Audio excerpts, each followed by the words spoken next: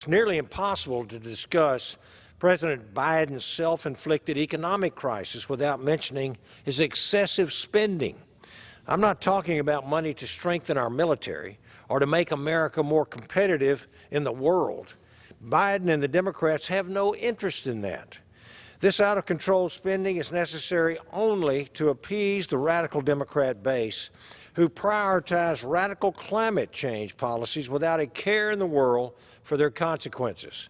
As a result, inflation sits at a 40-year high, and our national debt has increased by trillions of dollars.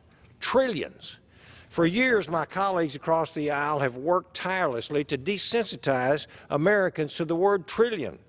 And they've succeeded for the most part because a trillion of anything is such a mind-boggling figure for the average human to wrap his mind around it. And when I was elected to Congress in 2014, our national debt was $17 trillion.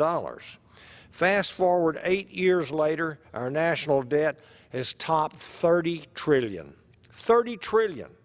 This should shock every American taxpayer, but it doesn't seem to. Allow me to put this into perspective.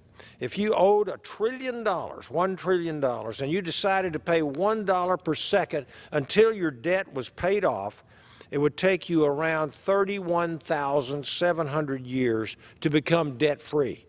Now, multiply that by 30 for $30 trillion of our national debt. I'm no mathematician, but this amounts to approximately 951,000 years.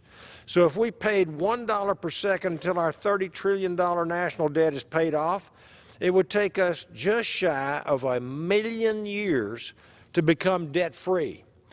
President Biden and the Democrats must be stopped. American solvency must be preserved. Generations of future Americans are counting on us to regain control of Washington's unsustainable spending. We literally cannot afford to fail. And I yield back.